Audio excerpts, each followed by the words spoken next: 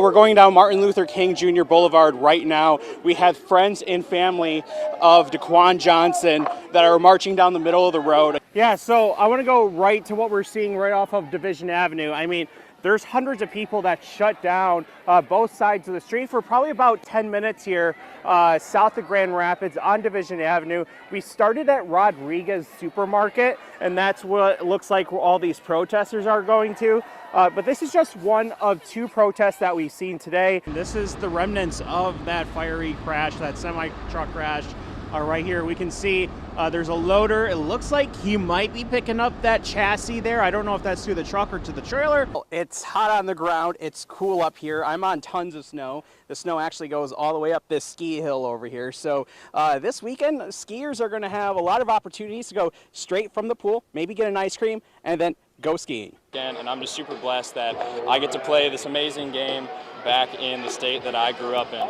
Yeah, you're the second party animal that we've talked to that has Michigan ties, and I know you kind of touched on it, but how cool is it just to be back, you know, you're based out of Savannah, Georgia. What's it like to be back in Michigan? It's amazing. I don't get to come up here too much anymore. And for a lot of that time, Judge Matthew Casel told him that if there are any more missteps, jail won't be his only punishment. He'll send him to prison. Now, along with those 5 months he was sentenced to today, Colton will also have to pay $2,900 in restitution that will go towards 5 victims. Colton was charged with false pretenses last year in Muskegon County for failing to fix a fence for a client for $1,500. He pled guilty to the charge last month. Now, he's been accused of doing this before to multiple people, and they say when they ask for a refund, Colton won't issue one. And students at Northview High School walked out of class Friday to show their disapproval of ICE's actions. Hundreds of students left class around 1:30 to walk around the outside of the building. Organizers say they wanted to stand in solidarity with families impacted by the immigration crackdown. And a Montcalm County home is a total loss following a fire overnight. The Sheridan Fire Department says the fire already spread through the home, and you can see the intensity of the fire in this video from the Montcalm Vibe. Blake, so we got the warm weather kind of out of the way. It sounds like we might be getting more winter weather coming up next. The last few days have been warmer. That hasn't stopped skiers and snowboarders from hitting the slopes. Winter sports businesses in our area say that has still been a pretty strong season so far. And 13 on your sides, Peter Elliott is live at Cannonsburg ski area. Peter, it's looking like there's maybe a few more people than we saw here at 5 o'clock. Pilots of Flying Acres Egg cover hundreds of acres of farmland every single day using these two drones behind me. They drop things like seeds for cover crops or even fertilizer. Here you've got a boiler system, so keeping those insulated is great. So we have the pipe insulation here. Yep. How much does this cost at the hardware store? I mean, a few dollars, really. Generally comes in a bag with several pieces in it. Keeping water moving if your house happens to be without heat for a day or two. He was so excited thinking he won $10 million that those warning signs were hard to see.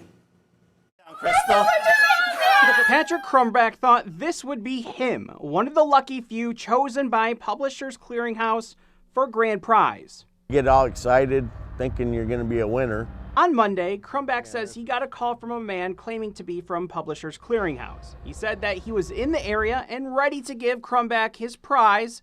However, there were stipulations.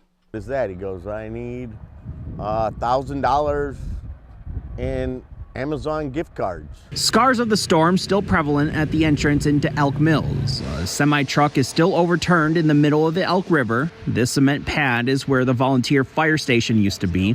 Floodwaters washed it away. It also took out the Pogee Road Bridge that connects Butler to Elk Mills and Elk Park.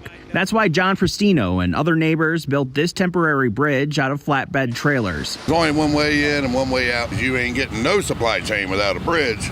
All the time, though, he was looking out for me. While Joe Sherwood is currently living without a home, he says he's thankful to be alive. Being pinned by a piano after his home was moved from its foundation last Friday, he says his son is the one that found him, who later called 911. I had a bracelet that would dial 911, but it has to be so close to the monitor, and it wouldn't work. Penny the Beagle is a dog's dog. She sleeps, she's curious, and loves her parents. But Rachel Byington says her life didn't start out like that. Penny is 2 years old, and she came from a lab, but before that she was bought from Ridgeland Farms in Wisconsin that has recently come up in the news. However, the drone industry, according to Hammis, may face a potential ban on Chinese manufactured drones like DJI, the same one Flying Acres Egg uses. At 85 years old, Thomas stepped onto the Mighty Mac Monday morning for her 50th bridge walk. 3, 2, 1. Watch out. She makes it a point to keep a nice steady pace while crossing the bridge. Uphill is the worst. She doesn't walk it in its entirety, or also known as double crossing. She walks halfway and then turns back around, totaling 5 miles walked. I enjoy it. But it's what's inside the classroom that's really taking off. Is your guys' computer being slow? Jackson Vanderband is half the teaching duo, helping their friends and classmates learn drone coding. Do like feet, how far I wanted to go on feet. The other, fellow 6th grader Tyler Gruenhout.